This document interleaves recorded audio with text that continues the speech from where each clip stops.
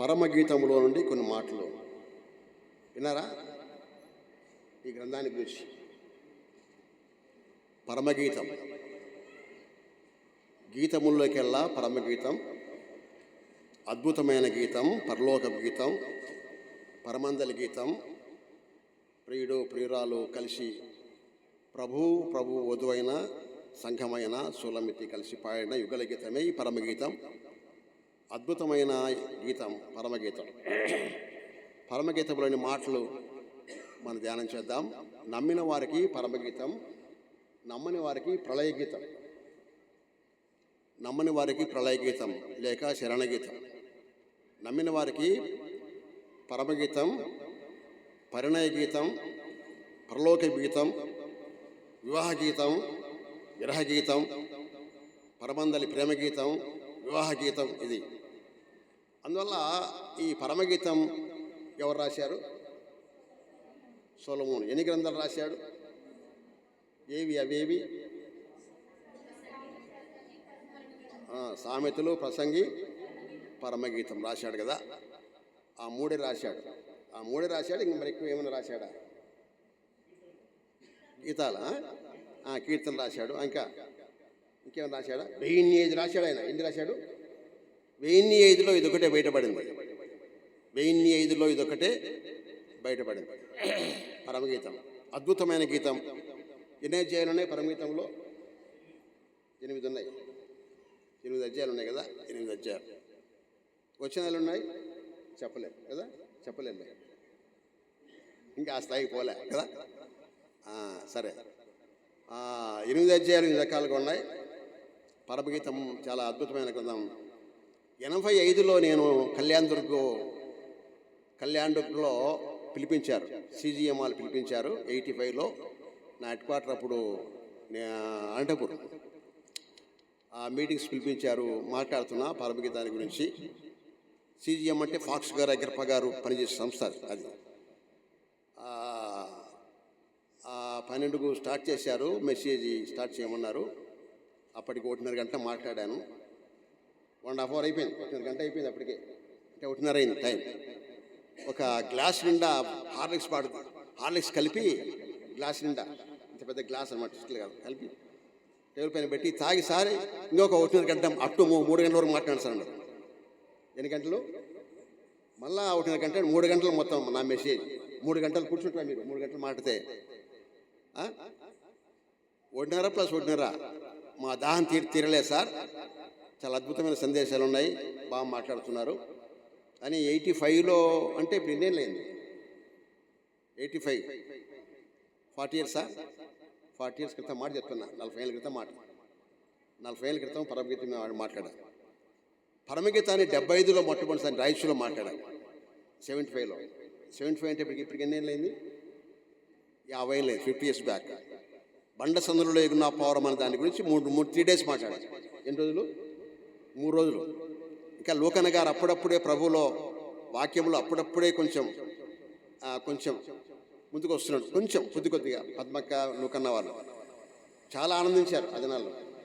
75లో రాయచూరులో. 50 ఏళ్ళ క్రితం మాట చెప్తున్నాను. 50 ఇయర్స్ బ్యాక్. 1750లో బ్రదర్ ఫెలోషిప్ ప్రారంభమైంది. ఎప్పుడు ప్రారంభమైంది?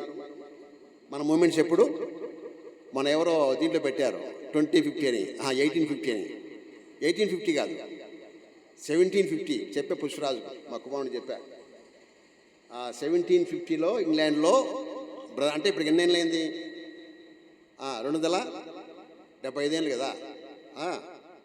1750లో సంఘ చరిత్రలోని మాటలు ఉన్నాయి. ఎక్కడో కాదు, మళ్ళీ సంఘ చరిత్రలు రాయబడ్డాయి. బ్రదర్ ఫెలోషిప్, బ్రదర్ మూమెంట్స్ ఎక్కడ స్టార్ట్ అయింది? 1750, 1750లో. బ్రదర్ ఫెలోషిప్కు ఒక విశిష్టమైన స్థానం ఉంది. అన్నిటికంటే కూడా ఆ క్రమము, పద్ధతి. ఇందులో 11 గ్రూప్స్ ఉన్నాయి. అందులో మన చాలా ప్రాముఖ్యమైనది, చాలా చక్కగా వాక్యానుసారంగా ఉండే అసెంబ్లీస్ మనవి. అసెంబ్లీ అని పిలుస్తాం మనం. మందిరము, ఆలయము, టెంపుల్, గింపులు అవి లేవు మనకు. మందిరము కానీ ఆలయము కానీ కొత్త నిబంధన యాక్ట్ ప్రకారం పిలువబడదు. అలా బైబిల్ చెప్పడం లేదు. మందిరము కానీ, ఆలయము కానీ, తర్వాత టెంపుల్ కానీ కొత్త నిబంధన యాక్ట్ ప్రకారం, నూతన నిబంధన యాక్ట్ ప్రకారము అవి పిలువబడవు. అక్కడ ఏ దేవాలయం నాకు ఉందే, ఎక్కడ ప్రకటనలో 20వ అధ్యాయంలో అక్కడ ఏ దేవాలయం నాకు కనబడలేదు. దేవాలయం అనే మాట, ఆలయం అనే మాట, మందిరం అనే మాట వాడరాదు, బైబిల్లో లేదు. మందిరం అనేది ఒకటి ప్రభు, మందిరము దేవుని సంఘము, మందిరము ప్రియ విశ్వాసం, ఈ మూడింటికే సూచన. అంతేగాని కట్టబడే దీనికి కాదు. ఇది మందిరం కాదు, ఇది ఒక కూడుకునే స్థలం అంతే. విశ్వాసులు కూడుకునే స్థలం, just meeting room, meeting hall. అంతేగాని కొత్త నిబంధన ఓల్డ్ టెస్టిమెంట్లో మందిరం అన్నారు, ఓల్డ్ టెస్టిమెంట్లో మందిరం అన్నారు, ఆలయం అన్నారు, దేవాలయం అన్నారు. ఆ నిర్మాణం అది కంటికి కనబడేది. దృశ్యమైనవి అదృశ్యములు, అదృశ్యములు నిత్యములు. కాబట్టి నూతన యాక్ట్ ప్రకారము కొత్త నిబంధనలో ఏవైతే ఉన్నాయో వాటిని మనం అమలుపరచాలి, వాటిని వాడుకలో పెట్టాలి. అది లెక్క, అది మనం అలవాటు చేసుకోవాలి. మందిర ప్రతిష్ట, ఆలయ ప్రతిష్ట, ఇది అప్రతిష్ట దేవుని వాక్యానికి. మందిర ప్రతిష్ట, ఆలయ ప్రతిష్ట అని పాంప్లెట్స్ కొట్టి మన వాళ్ళు ఈ దీంట్లో వాట్సాప్లో 10 సార్లు 20 సార్లు పెడుతుంటారు. అది ఇంటుంటే నాకు అప్రతిష్టగా ఉంది. ఆ మాట ఉందా? ఆ మాట ప్రతిష్ట బైబిల్లో కొత్త నిబంధన ఉందా? కొత్త నిబంధనలు ఆ మాట ఉందా? వచ్చిన స్పీకర్స్ అన్న చెప్పక్కర్లేదా? వాళ్ళ ఇంత జ్ఞానం. ప్రతిష్ట అనే మాట is not use such a word. మందిరం అనే మాట వాడరాదు, ఆలయం అనే మాట వాడరాదు. ఒకటి ఆలయము లేక మందిరము ప్రభువు. ఈ మందిరం పడగొట్టి, ఈ దేవాలయం పడగొట్టండి 3వ దినం దాన్ని. ఏ మందిరం అది? యేసు ప్రభు అనే మందిరం, దేవుని సంఘం, దేవుని మందిరములు అనగా జీవన దేవుని సంఘములో. తిమోతి పత్రిక 3వ అధ్యాయం 10వ వచనం కదా వాక్యం ఆధారం. మీరు దేవునికి ఆలయం ఉన్నారు, మీరు ఎరుగారా? మీరు మీ సొత్తు కారన్నారు కదా, కొద్ది పత్రిక 6:15 కదా ఆ మాట ఉంది. కాబట్టి ఒకటి విశ్వాసికి సూచన, దాని ముందు ప్రభువుకు సూచన, సంఘానికి సూచన, తర్వాత విశ్వాసికి సూచన. అంతేగాని ఈ ఆలయం అనే మాట కొత్త నిబంధన యాక్ట్ ప్రకారం చెల్లదు. కొట్టేయండి, ఆలయం కదా, కొట్టేయండి, ఏముంటుంది ఇక తర్వాత? లయమే లయకర్త రాబోతున్నాడు. ఆలయం అనే మాట చెల్లదు. కొత్త నిబంధన అడిగి విచారించండి. చాకోసారి చెప్పాడు, నిజమేనా? అడగండి, ఛాలెంజ్ చేసి చెప్తున్నాను. ఆలయం అనే మాట, మందిరం అనే మాట, టెంపుల్ అనే మాట కొత్త నిబంధనలు చెల్లదు. వాక్యం ఎరిగిన వాళ్ళంతా చెప్తుంటారు. ప్రతిష్ట అనే మాట it very awkward word in the Bible. ప్రతిష్ట ఏం ప్రతిష్ట చేస్తారని వీళ్ళు మనుషులు? ప్రసిద్ధమైన భూమండలం మీద ఏ ఒక్కటి కూడా లేదు. ప్రతిష్ట అనే మాట ఎక్కడ వాడారండి? ఎవరు వాడారండి మాట? ఎక్కడ చెప్పారండి? ఎవరు బోధించారండి? నాకు అర్థం కావడం. ఎక్కడిది మాట? తెలియని పదాలను పెట్టి వాడుతుంటారు చాలా మంది. తెలియకపోతే అడగాలి, పెట్టచ్చా పెట్టకూడదా అని. వచ్చే వాళ్ళకు కూడా అంత జ్ఞానం ఉండదు, వాళ్ళకు కూడా చెప్పలేరు. అంత మెచ్యూరిటీ మైండ్ ఉండదు వాళ్ళకు కూడా, స్పిరిచువల్ మెచ్యూరిటీ ఉండదు వాళ్ళకు కూడా. చూస్తూనే పోతుంటారు అట్లాగే. కాబట్టి ఇవన్నీ కూడా మరి తెలుసుకోవాలి. స్త్రీలు అనే మాట వాడరాదు. మీరు స్త్రీలు వాడుతున్నారు కదా, ఏం వాడాలి? ఏమన్నారు చెప్పండి, ఏమన్నారు? లక్ష్మీనగర్లో సంగపేత ఉండేవాడు కైనా ఆడోళ్ళంతా ఇట్లార్రి, మొగోళ్ళంతా ఇట్లార్రి. What is blood language? It's ugly language, awkward language. ఆడోళ్ళంతా ఇట్లార్రి, మొగోళ్ళంతా ఇట్లార్రి. ఇది బైబిల్ లాంగ్వేజ్ అయితే. ఆడవారిని మాడకూడదు, స్త్రీలు అనే మాట కూడా వాడరాదు. ఏం వాడాలి చెప్పండి? Yes correct. సహోదరీలు, ఈ భాష నేర్చుకోండి, కొంచెం వాడండి, వాడుకలో పెట్టండి. ఏది వాడాలో ఏది వాడకూడదో, ఏది చెప్పాలో ఏది చెప్పకూడదో, ఏది పలకాలో ఏది పలకూడదో అది మనం నేర్చుకోవాలి. ఇంత చేసి మనము ఈ దేవుని దగ్గరికి పోటీ మట్టి సర్వీస్ అవుతుంది. మట్టి సర్వీస్ అది. మాకు అయ్యవారు వచ్చినప్పుడు ఒకసారి లెక్క నాకు అర్థం కాలేదు సార్. ఏముంది ఆయన దాంట్లో మట్టి ఉంది అనేవాడు. అన్నిటికీ మట్టి ఆయన వాడేది. ఏముంది అనే దాంట్లో మట్టి ఉందా అనేవాడు. అర్థం కాదు సార్, చెప్పండి సార్ అంటే ఏముంది అనే దాంట్లో చెప్పేది మళ్ళీ మట్టి ఉందా దాంట్లో. మట్టి సర్వీస్ అయితే మనం తెలుసుకోకపోతే మట్టి సర్వీసే ఇంత సర్వీస్ అంతా. కాబట్టి కనీసం మా బోటు వారు ఉన్నప్పుడన్నా కానీ తెలుసుకోవాలని నా ఉద్దేశం అంతే. అలాంటి వెళ్ళిపోతే అది వేరే సంగతిలే, చెప్పేవాళ్ళు కూడా ఉండరు. ఇంకా కాబట్టి గ్రంథాలు 66 గ్రంథాలు ఉన్నాయి కదా. ఓల్డ్ టెస్టిమెంట్ ఉన్నాయి ఎన్ని 39. కృత నిబంధనలు ఎన్ని? యెషయా గ్రంథంలో ఎన్ని అధ్యాయాలు ఉన్నాయి? 66. దాంట్లో మొదటి ఓల్డ్ టెస్టిమెంట్ తో ప్రారంభమై ముగింపు ఏది? ఏ అధ్యాయంతో ముగింపు అవుతుంది? 39వ అధ్యాయం ఇప్పుతో ముగింపు. 40 అధ్యాయం బిగినింగ్లో వచ్చేసి కొత్త నిబంధన ఎంటర్ అవుతుంది అన్నమాట. 40 అధ్యాయం ప్రారంభం. కాబట్టి బైబిల్ చాలా లోతైంది అనమాట.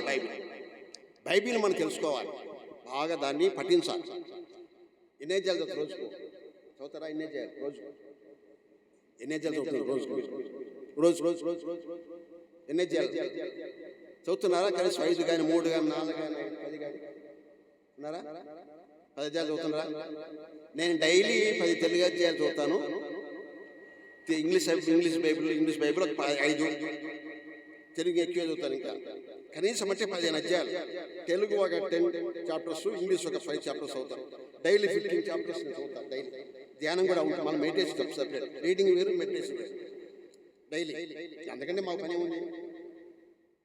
కాబట్టి పని ఉన్నా లేకపోయినా కళ్ళు వేసుకుని గ్రంథాన్ని మనము ధ్యానించాలి, వాక్యం ధ్యానించాలి. సరే, పరమగీతంలో చాలా ఉన్నాయి చెప్పుకుంటూ పోతే. పరమగీతం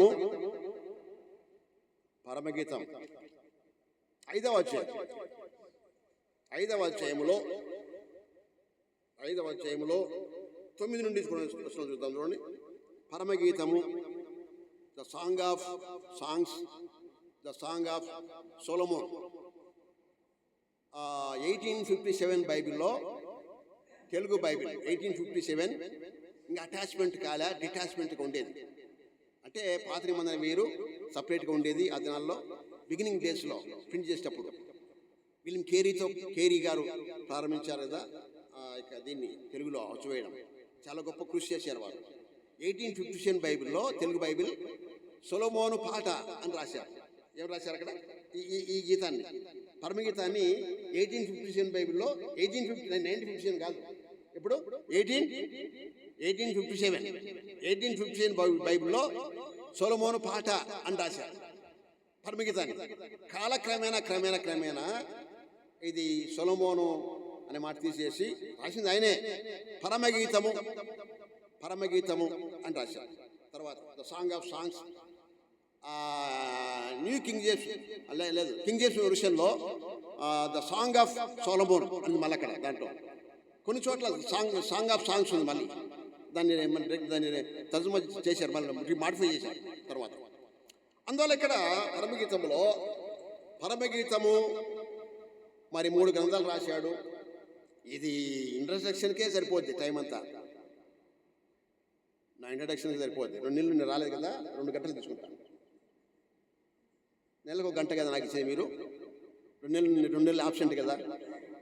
నేను ఫోన్ చేసి 2:30కి ఫోన్ చేస్తాను, 2:30కి ఫోన్ చేస్తాను. నా పోయిన 12:30 1 గంట కాదు, 2:30కి ఫోన్ చేస్తాను. భయపడతాను, తీసుకోండి ఊరి అంటున్నా అంతే. మిమ్మల్ని భయపెట్టాలని. నా ఇంట్రడక్షన్కే నా ఉపోద్ఘాతమే బంగాళాఘాతం ఉంటుంది. అయితే అయినా కూడా మీకు విఘాతం కలిగించాను.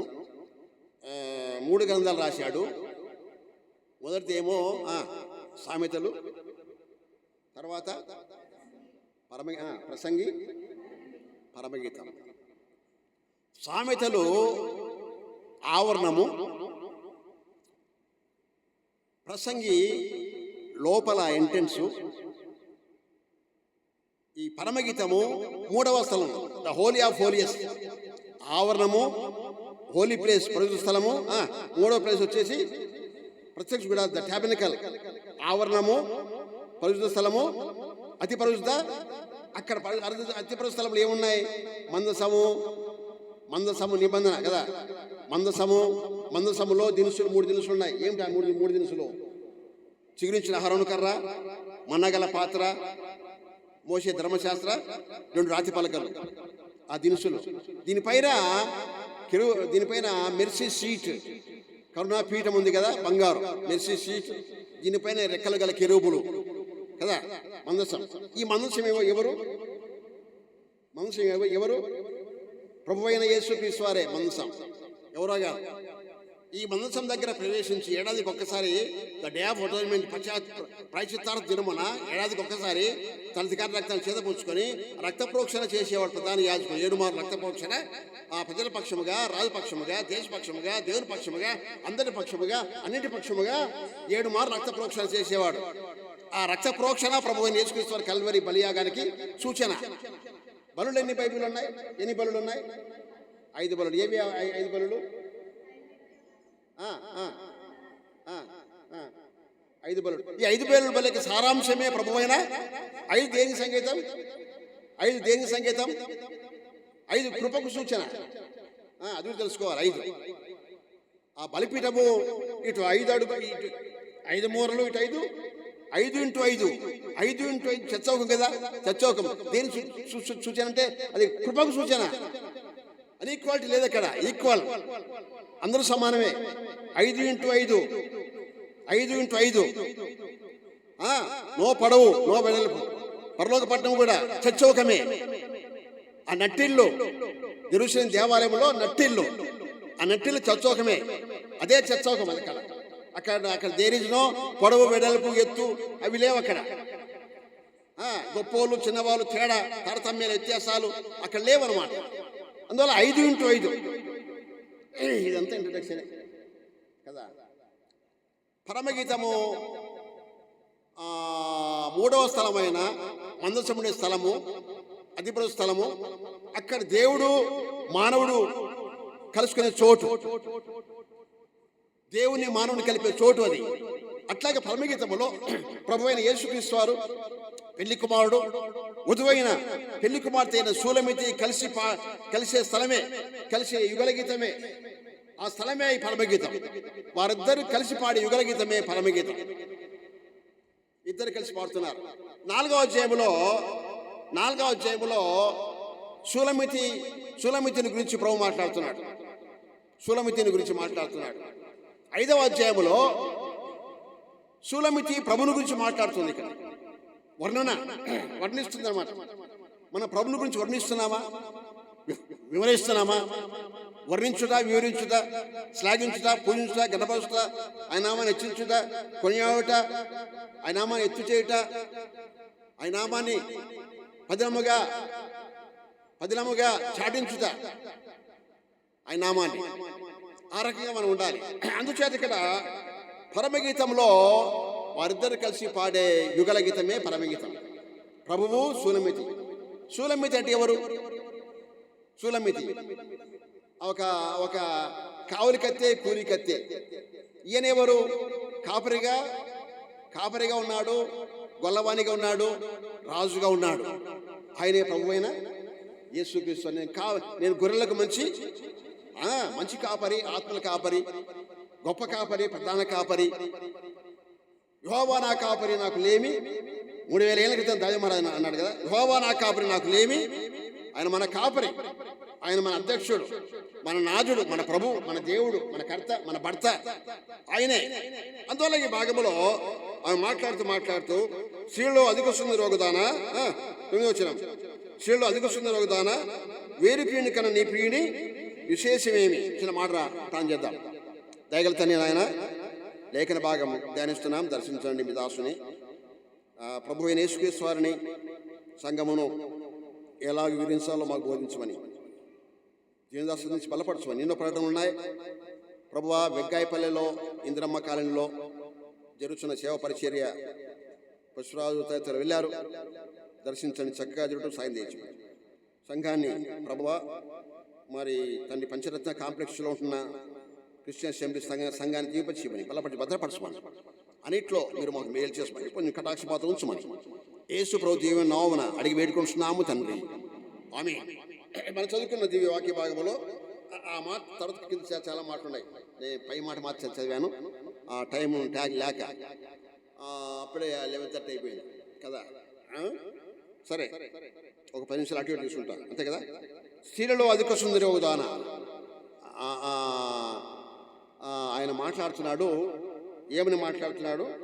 స్త్రీలలో ఆయన కాదు, యెరూషలేము కుమార్తె మాట్లాడుతున్నారు. స్త్రీలో అధిక సుందరి అవుదానా అని ఆమెను ఉద్దేశించి యెరూషలేము రాకుమార్తె మాట్లాడుతున్నారు.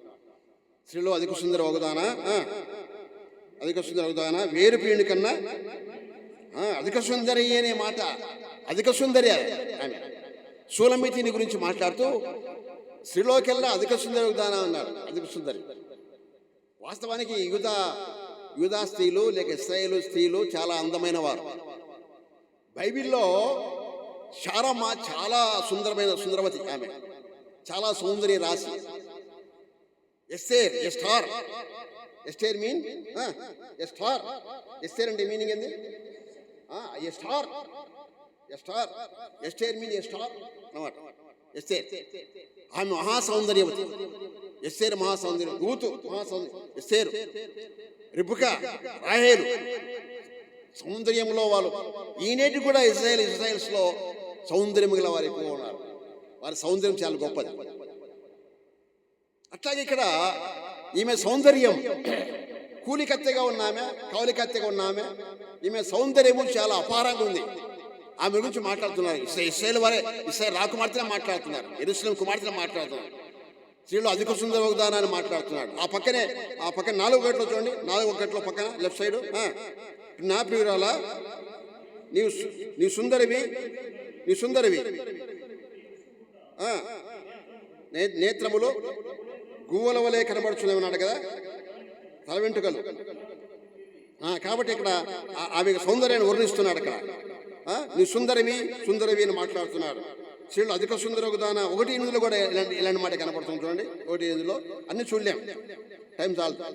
1:8 15 1:8 సుందరి నారీమణి సుందరి, అది నీకు నారీమణి అనే సంబోధిస్తున్నాడు. ఇది నరులోని తీయబడింది కనుక ఆదాము ఏమన్నాడు అక్కడికి పోవాలి, మళ్ళీ మనం అది కానపోవాలి. ఇది నరులోని తీయబడింది కాబట్టి నారీమణి సుందరి, అది నీకు తెలియకపోయినా నారి ఆదామయ్య పాట పాడాడు అక్కడ. ఆది కాండం తొలి పాట. 7 పాటలు ఉన్నాయి తెలుసా మీకు? ఆది కాండంలో ఎన్ని పాటలు ఉన్నాయి? ఆది కాండం ఎన్ని పాటలు? 7 పాటలు ఉన్నాయి. 7 పాటల్లో తొలి పాట ఏ పాట? నా ఎముకలలో ఒక ఎముక, నా మాంసంలో మాంసము అని. ఇది నరలోని తీయబడింది కనుక నారి అని పాట పాడుతున్నాడు. ఆదాం అవ్వ పాట పాడుతున్నాడు. పెళ్ళైతేనే భార్య పాట పాడింది, అమ్మనైన పాట పాడింది. పక్కన దేవుడు ఆయన పాట పాడలే. ఆదాం చూడండి, ఎక్కడ చూడండి, పక్కన దేవుడు యెహోవా తీసుకుని వస్తే ఆయన పాట పాడాల్సింది. ఆయన ఆదామయ్య ఎవరు పాట పాడుతున్నాడు? ఈమె పాటే పాడుతుంటారు. ఎందుకంటే బాగా ఉతికి పిండి ఆరేసి ఇస్త్రీ, నీవు నాకు ఇచ్చిన ఇస్త్రీ ఏనిది కదా అన్నాడు కదా. ఏమన్నా ఆదాం ఏమన్నాడు? ఏమయ్యా ఆదాం చేసామంటే ఏమన్నాడు? ఆదాం, నువ్వు నాకు ఇచ్చిన ఈ స్త్రీయే నాకు ఇస్త్రీ చేసిందయ్యా. ఇస్త్రీ బాగా ఉతికి పిండి ఆరేసి ఇస్త్రీ. కొందరు అట్లా చేస్తుంటారు అన్నమాట. ఇస్త్రీ పిండి ఉతికి ఆరేసి బాగా పిండి ఉతికి బాగా ఉతుకుతారు ఇంట్లో. బాగా ఉతికింది. మీ అమ్మ మాట చెప్తాం, మీ నాయన మాట చెప్తావా? చదువుకున్న వాళ్ళే, మళ్ళీ ఉద్యోగం వాళ్ళే, బుద్ధిన్నోళ్ళే. వెంటనే కుండ వేరే పెట్టాల్సిందే. ఆ కుండ వేరే పెట్టు, మా కుండ వేరే, నీ కుండ వేరే పెట్టు. వెంటనే ఒక అరగట్టు. మా చెల్లి మా బామ్మడిది పల్లెల్లో పెద్ద ఇల్లు కట్టారు, కొరపాడు విలేజ్. వాళ్ళు కష్టపడి భార్యాభర్తలు, 2 కొడుకులు 2 కూతుళ్ళు మంచి స్థాయిలో ఇచ్చి పెళ్లి చేశారు. నా తర్వాత అమ్మాయి మేరీ, ఆ అమ్మాయికి 65 ఏళ్ళు వేసింది. చిన్న చెల్లి, మా పెళ్లికి చిన్న అమ్మాయి మేము సాగినాం. ఆ అమ్మాయి 2 కొడుకులు పెళ్లి చేసింది, కూతురు పెళ్లి చేసింది. కొడుకులు పెళ్లిళ్ళు చేయకముందే అన్ని 2 అరలు కట్టుకొని వాళ్ళ అమ్మ నాయన వరండాలు పెట్టారు. ఎక్కడ పెట్టారు? వరండాలో. వీళ్ళకి వరండా పాలే. ఏమ్మా మీకు వరండా కతే అండి, చూడన్నా వరండా. అమ్మ నాయన వరండాలో పెట్టారు. వాళ్ళేమో బాగా అక్కడ లోపల బాగా ఆనందిస్తున్నారు. అక్కడ లోపల పెళ్ళి కాకముందే వేరే కుండ పెట్టాల్సిందే, వేరే ఆట పెట్టాల్సిందే. అదే చెప్తానులే. ఉతికి పిండి ఆరేసి తర్వాత ఇస్త్రీ. ఏమయ్యా ఆదామంటే నీవు నాకు ఇచ్చిన ఈ స్త్రీయే నేను ఇస్త్రీ చేసిందయ్యా అన్నాడు. ఇస్త్రీ కొందరు స్త్రీగా ఉంటారు, స్త్రీ చేస్తారు. కొందరు శాస్త్రిగా ఉంటారు, కొందరు మేస్త్రీలుగా ఉంటారు. స్త్రీలే ఈ వర్గంలోనే శాస్త్రులుగా కొందరు, మేస్త్రులుగా కొందరు, ఇస్త్రీ చేసేవాళ్ళు కొందరు, శాస్త్రులుగా ఉంటారు. కాళ్ళ మీద కాలేసుకొని కూర్చుంటారు అన్నమాట. మేస్త్రిలాగా చాలా విచారం. తప్పించుకున్నాడా? ఆదాం తప్పించుకున్నాడా? అవ తప్పించుకున్నదా? ఒకరి మీద ఒకరు చెప్పుకున్నారు వాళ్ళు. నువ్వు నాకు ఇచ్చిన ఇస్తే అంటే కొనిచ్చాడు దేవుడు. ముగ్గురిని వరుసపెట్టి పనిష్మెంట్ ఇచ్చాడు. పనిష్మెంట్ తప్పలే. పాము గాడికి కూడా పనిష్మెంటే. పాముకు అన్నీ ఉన్నాయి, అప్పుడు కాళ్ళు చేతులు అన్నీ ఉన్నాయి. కాళ్ళు చేతులు తెగ్గొట్టాడు దేవుడు. తెగ్గొట్టి పొట్టతోనే అవకిచ్చి చేప అవకు, ఆదామిచ్చి చేప ఆదాముకు. ఆదాము కూడా తినేను అక్కడ. ఆదాము కూడా అంటే ఎంతో బుద్ధి నేర్పానే, జ్ఞానం ఇచ్చానే. ఆదాము కూడా తిన్నాడా? జాకబను కూడా అంటే ఆయన కూడా మోసపోయాడని దాని ఉద్దేశం అన్నాడు. ఆదాము కూడా, ఆయన కూడా రక్త మాంసంలో పాలివాడు యేసయ్య మన కొరకై. ఆయన కూడా రక్త మాంసంలో కూడా అనే మాట కూడబలుకుని మాట్లాడుతున్నాడు. ఆదాము కూడా తినను. ఇక్కడ యేసయ్య వారు ఆయన కూడా రక్త మాంసం మన నిమిత్తమై సిన్ బ్యారర్ అయ్యాడు యేసయ్య వారు కల్వరి గిరిలో. తర్వాత అబ్బాయికి పనిష్మెంటు ఆదాముకు, అమ్మాయికి పనిష్మెంటు, పాముకు పనిష్మెంట్ ఇచ్చాడు కదా. అమ్మాయికేమో నొప్పులు, అబ్బాయికేమో తిప్పలు, పాముకేమో కప్పలు. అంతేనా? కానీ సరిపోయిందా? అబ్బాయికి, అమ్మాయికేమో ఏ అమ్మాయి? హవ్వకేమో నొప్పులు, ఈ అబ్బాయికేమో ఆదాం, ఈ అబ్బాయికేమో తిప్పలు, పాముకేమో కప్పలు. సరిపోయిందా? మట్టిలోండి కప్పలు తినే పని అన్నమాట. ముగ్గురికి పనిష్మెంట్ సమానంగా 3 సార్లు జోడించి ఒకటి దెబ్బ కొట్టాడు. కాబట్టి ఇక్కడ మనం గమనిస్తున్నాం, ఆదామవ్వలు చేసిన పాప ఫలితముగానే మనకు శాపం వచ్చి పడింది. జన్మతః పాపాత్మం అయ్యా. నేను పాపంలో పుట్టింది, పాపం లేని నా తల్లిని గర్భం ధరించింది. అహోని ఆయన దావీదు మహారాజు అంగలారుస్తున్నాడు కదా. వాస్తవమే పాపాత్మం మనం. పాపం ఒక చోట తరుముతుంది, పాపం ఒక చోట పట్టుకుంటుంది, పాపం ఒక చేత కూలుస్తుంది అనమాట. 1, 2, 3 3కి రెఫరెన్స్ ఉన్నాయి, టైం లేదు చూపడానికి. పాపం చేత తరబడుతాడు, పాపం చేత పట్టబడతాడు, పాపం చేత కూల్చబడతాడు మానవుడు. నా పాపం తరమగా నేను తల ఎత్తి చూడలేకపోతే అంటాడు సంకీర్తనకారుడు. అది కీర్తన గ్రంథంలో సంఖ్యాకాండం, నీ పాపం పట్టుకోవాలంటే అంటారు సంఖ్యాకాండంలో. 14 యెహోషువ గ్రంథంలో చూస్తే నీ పాపం చేతి కూల్చి అంటావు. అందుకే నీ పాప కూల అంటారు మా పక్క. మరి నీ పాప కూల, నీ పాసుగాల అంటారు చూడండి. నీ పాసుగాల పోయి మళ్ళీ తర్వాత చూసిన పదం అది. మా కడజులా నీ పాప కూల ఏమై నీ పాపం కూల నంద్యాల అలాగే అక్కడ ఉందే ఆ పదం. మా గాలి సోకింది అక్కడ కొంచెం కడప జిల్లా గాలి. నీ పాప కూల ఏమయ్యా నీ పాపం కూల అంటే యెహోషువ 14:1 అనమాట. పాపం చేత నీవు ఇశ్రాయేలు నీ పాపం చేత నీవు కూలితివి అన్నాడు అక్కడ. నీ పాపం చేత నీవు కూలితివి అన్నాడు. పాపం చేత మానవుడు కూలిపోయాడు.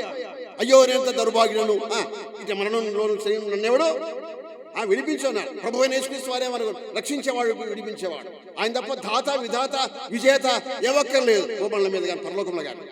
ఆయన మాత్రమే జయశాలి, ఆయన మాత్రమే సుసంపన్నుడు, ఆయన మాత్రమే అధికారం పొందినవాడు, ఆయన మాత్రమే విమోచకుడు తగినవాడు. అందువల్ల యేసయ్య ద్వారా మనకు విమోచన విముక్తి కలిగింది. వేళ ఆ రక్త మాంసములలో అయ్యాడు. ఆయన రక్తం ఆశ్రయించిన మనకి వేళ రక్షణ కలిగింది, రక్షణ మారుమనసు కలిగింది. అందుచేత శిలువలో అధిక సుందరవగుదాన వేరు ప్రియుని కన్నా నీ ప్రియుని ఎవరు వేరు ప్రియుడు ఎవరు? ఈ వేరు ప్రియుడు ఎవడు? సాతానుడే. వేరు ప్రియుడు కూడా చాలా అందగాడే కదా, రూపసే కదా. వేరు ప్రియుని కన్నా నీ ప్రియుని యొక్క విశేషం ఏమి అమ్మాయి అని మాట్లాడుతున్నాడు ఎరుసిన కుమార్తె. వేరు ప్రియుని కన్నా నీ ప్రియుని విశేషం ఏమైతే అతడు కూడా అందగాడే. గొంతి పత్రికలో మాట ఉంది. అతడు వెలుగుతూత వేషం వేసుకొని ఏ దూత ఏ వేషము వెలుగుతూత వేషం వేసుకొని అందరినీ మోసగించేవాడు, సర్వలోకమును మోసగించేవాడు. 12:9 చదువుతారా? 12:9 ప్రకటన 12:9లో సర్వలోకమును మోసగించేవాడు సాతానుడు. చూడండి ఆ మాట చూడండి. మోసపుచ్చు అపవాదనియో సాతాననియో పేరు గల ఆది సర్పమైన ఆ మహాగణ సర్పము పడవేయబడి సర్వలోకాన్ని మోసపుస్తున్నాడు. అదే 8:44 ఏమన్నాడు? ఆ అబద్ధికుడును అబద్ధానికి జనకుడు అన్నాడు. ఎక్కడ? యోహాను సువార్త 8:44లో 8:44లో అబద్ధానికి అబద్ధమునకు జనకుడు, అబద్ధికుడు అబద్ధానికి జనకుడు. అబద్ధానికి జనరల్ మేనేజర్ ఎవరు? అబద్ధానికి జనరల్ మేనేజర్ సాతానుడే అబద్ధానికి. అబద్ధాలు ఆడొచ్చా విశ్వాసి? అబద్ధాలు జాగ్రత్త సుమ, అబద్ధాలు ఆడకూడదు. మోసం కానీ, అబద్ధం కానీ, కపటం కానీ యథార్థంగా మేము బ్రతికి నేర్చుకోవాలి. దేవుని బిడ్డలు బలలో చేయవేస్తున్నాం. అబద్ధం ఆడకూడదు, అబద్ధం ఆడకూడదు, అబద్ధం చెప్పకూడదు. డిపార్ట్మెంట్లో ఆయన అబద్ధం చెప్పాలని అన్నాను. మన గురించి, విశ్వాస గురించి అబద్ధం ఆడాడు ఆయన. మన దేవుడు అబద్ధం ఆడలేరని దేవుడు. ఆయన మాట స్థిరపరిచేవాడు, మాట ఖాయం చేసేవాడు, మాటను కట్టేవాడు మన ప్రభు. మాట తప్పని వాడు కాడు ఆయన. అబద్ధికుడు కాడు, అబద్ధమాటగా నరుడు కాడన్నాడు సంఖ్యాకాండంలో. అబద్ధమాటకైనా నరుడు కాడు, అబద్ధికుడు అతనే. ఎవరు? సాతాను, అబద్ధికుడు. కాబట్టి ఇక్కడ మనం గమనిస్తున్న భాగంలో వేరు ప్రియుని కన్నా నీ ప్రియుని, ఆ వేరు ప్రియుడు సాతాను అనేవాడు. సాతాను కాడు, పాంగాడు. పాంగాడు ఎవరు? పాంగాడు, సాతాను. వేరు ప్రియుని కన్నా నీ ప్రియుని, నీ ప్రియుని విశేషం ఏమి? నీ విశేషం చెప్పంటే అప్పుడు ఆమె చెప్తుంది. ఇప్పుడు ఏం చెప్తుంది చూడండి విశేషము. విశేషం ఏమిటి అంటూ, నా ప్రియుడు. ప్రియుడు అంటే అర్థం ఏమిటి? ప్రియుడు అంటే అర్థమైంది. ప్రియుడు, ప్రియుడు అనగా ప్రేమించినవాడు. ఎఫెసీ పత్రిక 1:3, ఎఫెసీ పత్రిక 1:7. ప్రేమించేవాడు. నా ప్రాణ ప్రియుడా యేసు. ఈ పాట సహోదరి మృదులమ్మ గారు రాశారు భక్సింగ్ గారి ఫెలోషిప్లో. At the age of 10th ఇయర్లో ప్రభు నమ్ముకున్నది ఆమె. భక్సింగ్ గారి ఫెలోషిప్లో భక్సింగ్ గారికి మానస పుత్రిక ఆమె. ఆమె తండ్రి గారు అక్కడ భక్సింగ్ గారికి రైట్ హ్యాండ్ వంటి వాడు. అదే 10 ఏళ్ల వయసులో ప్రభు మృదులమ్మ. ఆమె భర్త విజయ్ కుమార్ గారని పోస్ట్ డిపార్ట్మెంట్ వర్క్ చేస్తాడు, వృద్ధుడే. ఇప్పుడు ఆమె వయసు, అమ్మగారి వయసు కూడా 85-86 years. కర్నూలులో ఉంది ఆమె మృదులమ్మ గారు. 10th ఇయర్లో ప్రభు నమ్ముకున్నది. At the age of 15th ఇయర్లో ఈ పాట రాసింది. ఏ పాట? నా ప్రాణ ప్రియుడా. ఎంత ఆ 15th ఇయర్కే ఎంత జ్ఞానం వచ్చిందండి, ఎంత మెచ్యూరిటీ మైండ్ ఉందో ఆమెకు. Spiritual maturity. మనకు స్పిరిచువల్ మెచ్యూరిటీ లేదు చెప్పాలంటే.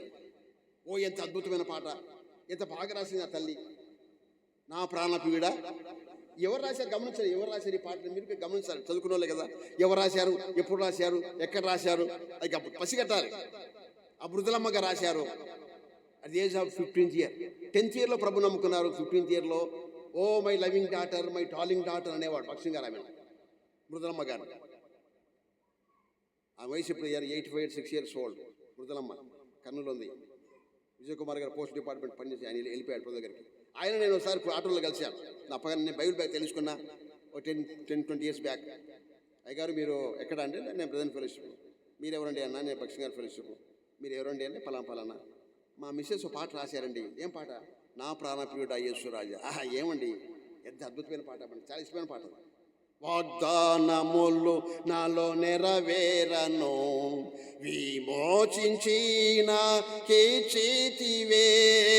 వాగ్దానములు నాలో నెరవేరను, విమోచించిన కీర్తివే. పాడేదను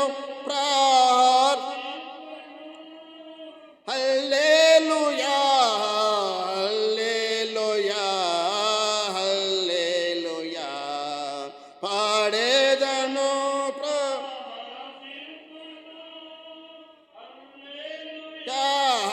హల్లెలూయా, హల్లెలూయా.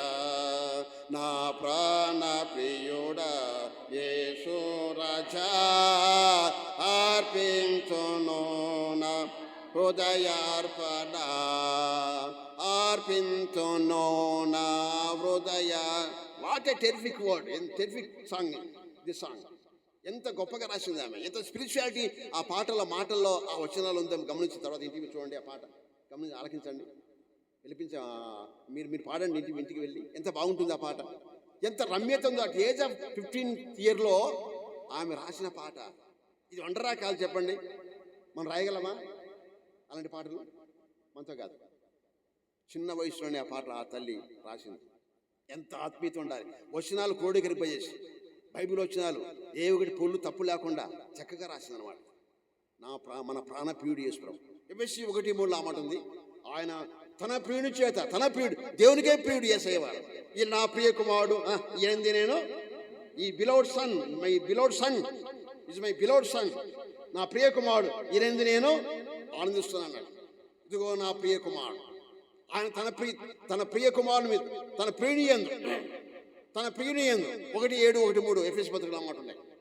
ఆయన మన ప్రియుడు. మన ప్రియుడు అంటే ప్రేమించేవాడు. ప్రియురాలనగా ప్రియుని చేత ప్రేమింపడేది. ప్రియుడు ప్రియురాలు ప్రేమ వాళ్ళు జరుగుతున్నాయి కదా, ఎక్కువయ్యాయి కదా. ప్రేమ పెళ్ళిళ్ళు ఎక్కువైనా ఇప్పుడు. ఏం ప్రేమ అండి అది ప్రేమనా? సరైన ప్రేమనా? అది సరైన ప్రేమ కాదు. తాత్కాలికమైన ప్రేమ, తుచ్చమైన ప్రేమ మానవుడు. దేవుడు ప్రేమించే ప్రేమ శాశ్వతమైన ప్రేమ, నిండైన ప్రేమ, జీవితకాల పర్యంతం ఉండే ప్రేమ ఆయన ప్రేమ. మానవుడి ప్రేమ కాదు.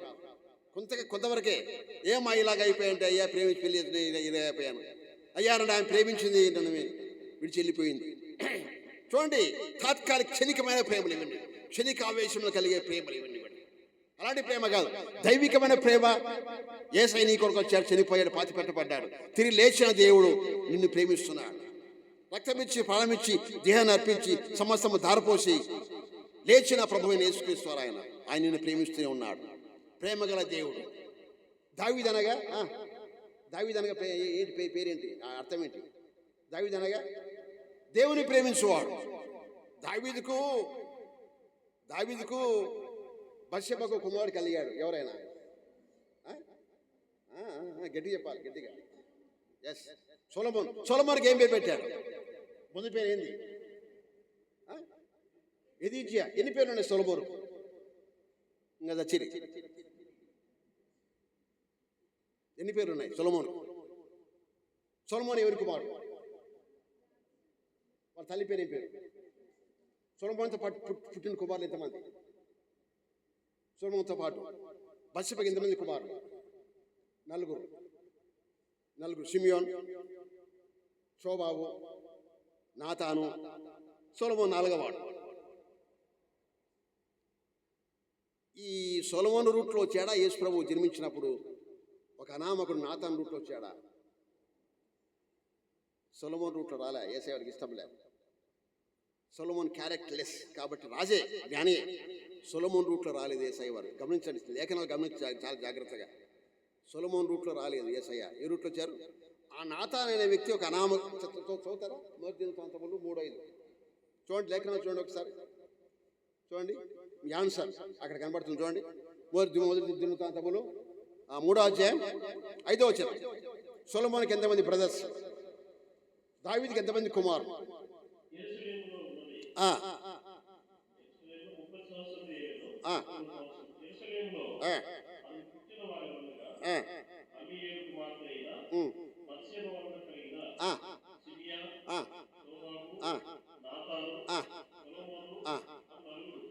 నాలుగవాడు సొలొమోను. నలుగురిలో 4వ వాడిని ఎంచుకున్నాడు. ఆఖరి వాడిని ఎంచుకున్నాడు, ప్రభువు ఎంచుకున్నాడు. అసలు దావీదుకి ఎంతమంది కుమారులు? 19 మంది కుమారులు. ఎంతమంది దావీదుకు? 19 కుమారులు. ఆ పత్నుల వలన, భార్యల వల్ల పుట్టిన వారే 19 మంది. ఉపపత్నుల కుమారులు కాకుండా దానియేలు దావీదుకు పుట్టిన కుమారులు చాలా మంది ఉన్నారు చెప్పాలంటే. ఉపపత్నుల కుమారులు కాకుండా భార్యల వల్ల పుట్టిన వారే 19 మెంబర్స్ ఉన్నారు. 19 మెంబర్స్. కుమారుల విషయంలో మన దావీదు తప్పట్టని వీల్లేదు. దావీదుని తప్పట్టకూడదు. 3 చేరని పని చేశారు. ఆ 3 మంచి వాళ్ళు కాదు కదా, ఆ దేవునికి తెలుసు కదా వాళ్ళ సంగతి. ఎవరైనా 3?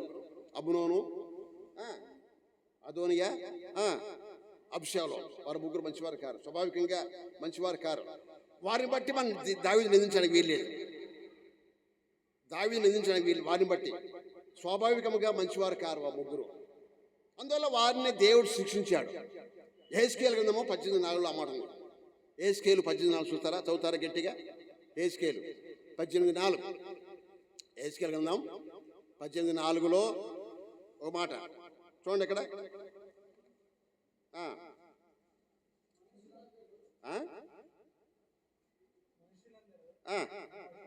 ఉన్నారు. పాపం చేయవాడెవడో వాడే, తప్పదు. పాపం చేయవాడెవడో పాపం చేయి వాడు ఎవడో అంటే ఆ ముగ్గురు చేశారు కాబట్టి వాని ముగ్గురు బట్టి దావీదు మనం తక్కువ మార్కులు వేస్తామా? తక్కువ మార్కులు వేస్తామా దావీదుకు? దావీదు మార్కు గురించి మాట్లాడే అర్హత మనకు లేదు. దావీదు భక్తి గురించి మాట్లాడే అర్హత మనకు లేదు, యోగ్యత మనకు లేదు చెప్పాలంటే. వారు ముగ్గురు స్వాభావికం దెబ్బతిన్నవారు. అబ్షాలోం అంత మంచివాడు కాడు. అదోనియా తండ్రి దగ్గర ఆమెనే వాంఛించడం మంచివాడా? అబ్షాలోం తండ్రి మరణాన్ని కోరినవాడు, రాజు కావాలని. తండ్రిని చంపి రాజు కావాలనుకున్నవాడు మంచివాడా? అమ్మునోను తన సోదరుని అలౌ చేయమని చేయటంలో చేసిన వాడు మంచివాడా?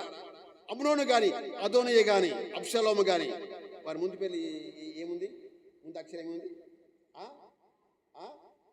అంటే అధ్వానమని, ముగ్గురు అధ్వానమని. అమ్మునోను, అబ్షాలోం, ముగ్గురు. వారి ముందు పేరు కూడా ఏముంది అక్కడ? అధ్వానం కాదు, ముగ్గురు అధ్వానం కాలే. వారిని బట్టి మనం దావీదును తప్పుగా మనం మాట్లాడగలమా? David is my heart. దావీదు నా హృదయానుసారి, నా చిత్తానుసారుడు. దావీదు నా హృదయానుసారి, నా చిత్తానుసారుడు. దావీదు అనగా అర్థం ఏమిటి? దేవుని ప్రేమించేవాడు. ఎదీజీ అంటే అర్థం ఏమిటి? దేవుని ప్రేమించేవాడు, దేవుని చేత ప్రేమించబడినవాడు. దావీదు దేవుని ప్రేమించాడు, దేవుడు దావీదుని ప్రేమించాడు. పరస్పరమైన ప్రేమ అనురాగం కలిగేవారు. David is my heart. దేవుని యొక్క హార్ట్ బీటింగ్, దావీదు యొక్క హార్ట్ బీటింగ్ ఒకటి అన్నాడు ఒక ఆయన భక్తుడు రాశాడు. ఎంత మంచి మాట మాట. David is my heart, David is my head. అనిలే, హెడ్ కాదు, హెడ్ నాలెడ్జ్ కాదు. దేవునికి కావాల్సింది ఏం కావాలి? హార్ట్. అయితే ఆ ముగ్గురు కుమారుల మీద దోషం వచ్చి పడిందంటే దానికి కారణం ఏంటంటే ఆ దావీదు చేసి తప్పిదం ఒకటి ఉంది అక్కడ. ఇక్కడ ఊరియా, హిత్తీయుడైన ఊరియాను చంపిస్తాడు కదా, ఆ దోషం అనేది బత్షెబ విషయంలో కంటే కూడా చాలా సీరియస్ అవుతాడు. బత్షెబ విషయం కంటే కూడా దావీదు ఊరియాను చంపిస్తాడు కదా, అందువల్ల ఆ దోషం ఆ కుటుంబం మీద, కుమారుల మీద పడుతుంది. దాని ముందే వారు మంచోళ్ళు కాదు. అందువల్ల వారిని బట్టి మన దావీదుకు మార్క్స్ తగ్గిస్తామా? మన మన మన మన మైండ్ ఇట్లే ఉంటుంది. దేవుడు మా దావీదుకు 100కి 1000 మార్కులు వేశాడు, 10,000 మార్కులు వేశాడు. ఒక మాట ఒకసారి చెప్పాలంటే డేవిడ్ ఈజ్ మై హార్ట్. కొత్త మంది బిగినింగ్లో ఎవరి పేరు ఉంది? కొత్త మంది బిగినింగ్లో మత్తయి సువార్త 1:1 ఎవరి పేరు ఉంది? అబ్రహాము కుమారుడగు, దావీదు కుమారుడగు యేసుక్రీస్తు యొక్క చివరి ప్రకటన చివరి భాగం ఎవరి పేరు ఉంది? 22:16 చదువుతారా? 22 ప్రకటన. బిగినింగ్ అండ్ లాస్ట్, ఎండింగ్, మధ్యలో మన కొనసాగింపులో యేసయ్య ప్రభు దావీదున్నాడు. దావీదు వేరు శిఖరును, సంతానమును, ప్రకాశమానమైన వేకువ. డేవిడ్ పేరు డేవిడ్ సన్నుగా పిలువబడ్డాడు. ఏం పిలువబడ్డాడు? ఇట్లా యేసయ్య ముసిముసిన నవ్వుకున్నాడు. ఆయన పేరు ఎవరయ్యా ఆయన పేరు చెప్తాడు అన్నాడా? ఓ దావీదు కుమారుడు యేసు, ది సన్ ఆఫ్ డేవిడ్. ఓ డేవిడ్ సన్గా పిలువబడ్డాడు. ఎంత ఆధిక్యత ఉంది. అలాంటి దావీదు గురించి మనం తక్కువ చేసి మాట్లాడదామా? సరియా? ఈ బోధకులకు 10 మార్కులు పడవు, 5 మార్కులు పడవు, అబ్రాహాముకి 5 మార్కులు. నువ్వెవడవయ్యా? జాగ్రత్తగా మాట్లాడాలి.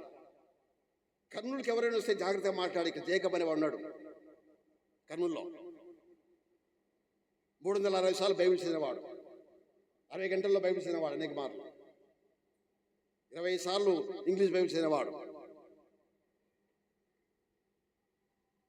థియాలజీలో ఇన్ని డిగ్రీలు చేసినవాడు, థియాలజీలో 2 డాక్టరేట్స్ టేకప్ చేసినవాడు, PhD DD. చాలా జాగ్రత్తగా మాట్లాడాలి. దావీదు విషయంలో దావీదుకి వేరును వేకువ. వేరెక్కడ ఉంటుంది? వేరెక్కడ ఉంటుంది? వేరు భూమిలో ఉంటుంది. దావీదుకి వేరు, చిగురు, తర్వాత వేకువ. What a terrific word in the Bible. నేను దావీదుకి వేరు, చిగురు, వేకువ, చుక్క, వేకువ. Early in the morning star. ఆ స్టార్ అయిందే చెప్పాలంటే. మార్నింగ్ స్టార్, ఈవినింగ్ స్టార్ కాదైనా, ఎర్లీ మార్నింగ్ స్టార్. ప్రభువే మార్నింగ్ స్టార్. యాకోబు నుండి నక్షత్రం ఉదయించున్నాడు సంఖ్యాకాండంలో. యాకోబు నుండి ఉదయం నక్షత్రం, యాకోబు నుండి యాకోబు నుండి యూదా నుండి దావీదు సంతానం. యూదా రోమపత్రిక తిప్పండి. నేను నెక్స్ట్ టైం వచ్చినప్పుడు ఇది బాగా పూర్తి చేస్తా. ఏమనుకోద్దండి. 3వ తారీఖు మళ్ళీ వస్తా, ప్రస్తుతమైతే 3వ తారీఖు ఆగస్టు 3 అప్పుడు పూర్తి చేస్తాను. లేదు మా కుమారుడు ఉంటాడు అప్పుడు. తిప్పండి. రోమా పత్రిక తొలి పేర మధ్య భాగంలో దావీదు పేరు ఉంది అక్కడ. మధ్య భాగం వాగ్దాన ప్రవక్తల ద్వారా ముందు వాగ్దానం చేశాను. యేసుక్రీస్తు శరీరం బట్టి దావీదు సంతానముగాను. దావీదు సంతానం ఎవరంటే ఆయన దావీదు సంతానం. ఎంత మంచి హయ్యెస్ట్ నేమ్ దావీదు దగ్గర. దావీదు దేవుని దగ్గర ఇట్లా పేరు కాదు దావీదుకు ఉండేది. అంతేగాని ఆ ముగ్గురు ఆ పనికిరాని కుమారులు బట్టి దావీదు మనము మార్కులు పడవు, అవి పడవు అంటే సరిపోద్దా? ఏం బోధకులు వచ్చారండి ఇప్పుడు, లేటెస్ట్ నవీన బోధకులు అంతా వచ్చారండి. అబ్రాహాము గురించి కామెంట్ చేస్తారు. అబ్రామయ్య భార్యను శారమ్మను ఐగుప్తుల ఫరో ఇంటికి పంపి ఆస్తి అంతా ఆయన వేసుకున్నాడని అట్లా మాట్లాడే బోధకులు తయారయ్యారు ఇప్పుడు. సరియా ఇది వాస్తవమైన మాట? ఇంకో చెడ్డ మాట, బూతు మాట కూడా వాడారు. పడుపు వృత్తికి ఎలా పని అబ్రాహాము అన్నాడు. కరెక్ట్ ఆ మాట? బోధకులకు బుద్ధి ఉందే, జ్ఞానం ఉందే అమ్మాట చెప్పడానికి? తిప్పండి అమ్మాట, ఆది కాండం తిప్పండి. వాక్యం చాలా అర్థం చేసుకోని మాట్లాడారు చాలా మంది ఉన్నారు. ఆది కాండము 14వ అధ్యాయం. ఆమెను పంపిస్తాడు కదా ఎక్కడ, ఫరో ఇంటికి. అక్కడ దేవుడు ఏం చేశాడు చూడండి. అక్కడ 13వ అధ్యాయంలో తిప్పండి. వాక్యం అర్థం చేసుకొని మాట్లాడాలి, ఒళ్ళు దగ్గర పెట్టుకుని మాట్లాడాలి, కళ్ళు పూసుకొని మాట్లాడకూడదు. చూడండి ఇక్కడ 13వ అధ్యాయము 13వ వచనం చూస్తారా? అతడు ఐగుప్తులో ప్రవేశించుటకు సమీపించినప్పుడు తన భార్య అయిన శారైతో, ఇదిగో నీవు చక్కని దాని వని నేను ఐగుప్తులో నిన్ను చూచి ఈమె అతని భార్యని చెప్పి నన్ను చంపివేస్తానేమో అనుకొని నిన్ను బట్టి నన్ను బ్రతికినిచ్చెదరు కదా. నీ వలన నాకు మేలు కలగట్లుగా నిన్ను బట్టి నేను బ్రతికినట్లును నీవు సహోదరివనియో దయచేసి చెప్పుమని. అబ్రాహాము ఐగుప్తులో చేరినప్పుడు ఐగుప్తులో ఆ స్త్రీ మిక్కిలి సౌందర్యవతియో ఉన్నట్టు చూచి ఫరో యొక్క అధిపతులు ఆమెను చూచి ఫరో ఎదుట ఏముంది అక్కడ, ఫరో ఎదుట ఆమెను గూర్చి పొగడిరి. ఏముంది అక్కడ? ఆమె అందచందాన్ని గురించి పొగిడారంట. ఈ పొగడ్త అనేది బైబిల్ ఎక్కడితే ఉందో జాగ్రత్త గమనించాలి. రాజును పొగడిరి. యెరూషలేము ఆలయం కట్టిన తర్వాత ఆయన రాజును అంటే అక్కడ యెరూషలేములో ఆలయము మందిరము, తర్వాత ఇక్కడ ఇది నగరం కట్టిన తర్వాత ధూపార్తి వేసిన తర్వాత రాజును పొగిడిరి. ఎవరిని పొగిడారు? సొలొమోను రాజును పొగిడిరి. అది సరైన మంచి మాట కాదు. పొగిడిరి. ఇక్కడ ఈమెను పొగిడిరి. ఆదామయ్యే కదా, నీవు నా ఎముకల్లో ఒక ఎముక, నా మాంసంలో మాంసము అని పాట పొగుడుతూ ఆయన పాట పాడతాడే. పాట 7 పాటలు ఉన్నాయి బైబిల్లో అలాంటి పాటలు. సరే ఏమంటారు అక్కడ, ఏమైంది చూడండి ఇక్కడ. అని తర్వాత పొగిడిరి గనుక ఆ స్త్రీ ఫరో ఇంటికి తేబడెను. తర్వాత చదువుతారు ఒకరు ఎవరన్నా. అప్పుడు ఆమెను బట్టి అబ్రాహాముకి మేలు చేశాను, అందువలన అతనికి గొర్రెలు, గొడ్లు, మగగాడిదలు, దాసులు, పనికత్తెలు, ఆడుగాడిదలు, ఒంటెలు ఇవ్వబడ్డాయి. ఎంతవరకు బాగుంది. తర్వాత ఇప్పుడు చదవండి 17వ వచనం. అయితే అది గమనించాలి. అయితే యెహోవా అబ్రాహాము భార్య అయిన శారైని బట్టి ఫరోను అతని ఇంటి వారిని మహావేదన చేత యెహోవా దేవుడు బాధించాను.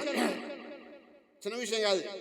ఇంకా ముట్టలే శారమ్మ ఇంకా ముట్టనే లేదు. ఆయన తేపడే వాస్తవే కానీ ముట్టలేదు. ముట్టనీయడు. దేవుడు యెహోవా ఉన్నాడు, ఇక్కడ ప్రభు ఉన్నాడు, ముట్టనీయలేదు. కాబట్టి చాలా జాగ్రత్తగా వాక్యాన్ని మనం గమని. అయితే అభిమేలక్ అనే వారి దగ్గర పంపినప్పుడు కూడా వారి స్త్రీల గర్భాలన్నీ ఆయన మూసివేశాడు కదా. 20వ అధ్యాయంలో కూడా గర్భం మూసేదైనా తెరిచేవాడు కూడా ఆయన. ఏమయ్యా ఇంతమంది చేశావు అంటే, అవునయ్యా నా భార్య. మరి చెల్లెని చెప్పావు, వాస్తవమే చెల్లె ఆమె, మా ఇద్దరు తండ్రి ఒకటే, తల్లుడు వేరు మాకు అని చెప్పాడు అబ్రామయ్య. తర్వాత అందుచేత అక్కడ మనం గమనిస్తున్న భాగంలో వారిని బట్టి వీరిని బట్టి మరి అబ్రాహాము కానీ దావీదును గారిని నిందించడానికి, తక్కువ చేసి మాట్లాడడానికి ఏమాత్రం వీలు లేదు. అందువల్ల ఇక్కడ వేరు ప్రియుని కన్నా నీ ప్రియుని విశేషమేమి క్వశ్చన్ మార్క్ ఉన్న బైబిల్లో క్వశ్చన్ మార్క్ ఉన్న గ్రంథాలు ఏవి? బైబిల్లో క్వశ్చన్ మార్క్ ఉన్న గ్రంథాలు ఏవి? క్వశ్చన్ మార్క్, క్వశ్చన్ మార్క్, చాలా చోట్ల క్వశ్చన్ మార్క్. ప్రారంభంలో బిగినింగ్ క్వశ్చన్ మార్క్ ఎక్కడ బైబిల్లో? ఇది నిజమా? క్వశ్చన్ మార్క్ కదా. కాబట్టి ప్రభువుని నమ్ముకోని చెప్తే మనకు కనబడే ముఖాలన్నీ క్వశ్చన్ మార్క్ ముఖాలే. ఇప్పుడు ముఖాలన్నీ క్వశ్చన్ మార్క్ ముఖమే కనపడుతుంది, క్వశ్చన్ మార్కులే. అయ్యలార రక్షణ మేమేమి ఆయన అన్నాడు తెలుసా అది అధిపతి, అయ్యలార రక్షణ నేనేం చేయాలి, నేనేం చేయాలి అంటే అది అక్కడ ఆశ్చర్యార్థకమే కదా. ప్రభువుని యేసుని విశ్వాసం ఉంచుము, అప్పుడు నీవు ఇంటి వాళ్ళను ఏం పొందుతారట? రక్షణ, రక్షణ, రక్షణ, మారుమన స్వామక్షేమ రక్షణ. క్వశ్చన్ మార్క్ ఏమవుతుంది? క్వశ్చన్ మార్క్ సాగదీస్తే ఏమవుతుంది? ఆ క్వశ్చన్ మార్క్ ఇటు ఉంటుంది కదా, సాగదీస్తే ఆశ్చర్యార్థకం అవుతుంది కదా. ఆ క్వశ్చన్ మార్క్ సాగదీస్తే ఏమవుతుంది? కింద ఆశ్చర్యార్థకం కదా. క్వశ్చన్ మార్క్ ఇట్టుంటుంది, దాని సాగదీయండి ఇట్లా ఏమవుతుంది? ఆశ్చర్యార్థకం, ఆశ్చర్యం, అబ్బురం, ఆశ్చర్యకరుడు, ఆలోచనకర్త, బలవంతుడు దేవుడు, నిత్యులకు తండ్రి, సమాధానకర్త, ఏదో అధిపతి. ఎన్ని పేర్లా పేరా ఇవన్నీ కలిసి ఒకటే పేరే. పెద్ద ఇది లాంగెస్ట్ లెంగ్తీ నేమ్, లెంగ్తీ పేరు, అది చాలా లెంగ్తీగా ఉంది. ఎన్ని పేర్లు కాదు, ఇదంతా కలిసి ఒకటే పేరు అయింది. ఎంత పెద్ద పేరు. ఎన్ని పేర్లు ఉన్నాయి యేసయ్య వారికి బైబిల్లో? ఎన్ని పేర్లు ఉన్నాయి యేసయ్యకు? ప్రభుకు యేసుక్రీస్తు ఒకటేనా? ఎన్ని పేర్లు ఉన్నాయి యేసయ్యకు? సహస్రనామాదేవుడు ఎన్ని పేర్లు? 1000 పేర్లు. ఎన్ని పేర్లు ఉన్నాయి ప్రభువుకు? 1000 పేర్లలో ఒక పేరు దావీదు కుమారుడు. ఏం పేరు? అంత టైటిల్ పొందిన దావీదు గురించి మన చిన్న తప్పుగా మాట్లాడము సరియా? 5 మార్కులు పడతాయి, 10 మార్కులు పడతాయి అని బోధకులు వచ్చారు కదా. ఇప్పుడు నిజమైన ఆ మాట కరెక్టేనా? ఒళ్ళు దగ్గర పెట్టి మాట్లాడాలి. దావీదు చాలా గొప్పవాడు, ప్రభువులో చాలా గొప్పవాడు. అబ్రాహాము, ఇస్సాకు, యాకోబులు వారితో పాటు సమానమైన దావీదు. ఆ విషయంలో దేవుడు దెబ్బ కొట్టాడు, చిన్నుడయ్యాడు. ఆ మనుషుడు నీవే అన్నాడు నాతాను. ఏమన్నాడు అక్కడ? ఆ మనుషుడు నీవే అంటే అనుకుంటే దావీదు అంటే నాతాను ముక్కలు ఖైమా చేసిండొచ్చు కదా. ఖైమా చేసిండేవాడు. ఆ మనుషుడు నీవే అంటే రాజు కదా, ఎవరా నన్ను అంటావా అని ముక్కలు ఖైమా చేసిండొచ్చు. కుప్పకూలిపోయాడు దావీదు మహారాజు. వాస్తవమే, తప్పిదం చేశాడు అక్కడ. తప్పిదం బెత్షెబా విషయం తప్పు కాదు. బైబిల్ దాన్ని యాక్సెప్ట్ చేయదు. ఓల్డ్ టెస్టిమెంట్ అది దాన్ని పక్క పెడుతుంది. ఓల్డ్ టెస్టిమెంట్ బెత్షెబా విషయం పక్క పెడుతుంది. నెగ్లిజిబుల్ బెత్షెబా విషయంలో మాత్రం. చేశాడే, నరహత్య చేశాడు అక్కడ. ఒక అమాయకులు చంపించాడే, దాన్ని ఆగ్రహించాడు యెహోవా దేవుడే. దానివల్ల 3 కుమారులు హతమైపోతారు. ఎవరు? ఈ ముగ్గురు. తర్వాత ఆమె గర్భం పుట్టిన పసిబిడ్డ కూడా యెహోవా దేవుడు మొత్తగా 4. అంతేకాదు, చాలా శ్రమలు వస్తాయి, బాధలు వస్తాయి, తట్టుకుంటాడు. దేవుని దగ్గర క్షమాపణ కోరిన దావీదు, దేవుని మనస్సు కలిగిన వాడు దావీదు. అందువల్ల దావీదు కుమారుడే సొలొమోనుకి ఎన్ని పేర్లు ఉన్నాయి? ఇందాక అడిగాను కదా. సొలొమోను, ఎదీజ్యా, ప్రసంగి, లెమూయేల్, ఈ పేర్లన్నీ ఎవరి? అవన్నీ అనేవే. పొరగి బాటలు పనుకొని బాగు దీని కాక నెక్స్ట్ టైం దీన్ని పూర్తి చేస్తా. నెక్స్ట్ మంత్ ప్రభుత్వం అయితే 3వ తారీఖు వస్తాను. ప్రే చేయండి. ఇంకా పూర్తి కాలే, ఒక వచనమే కదా.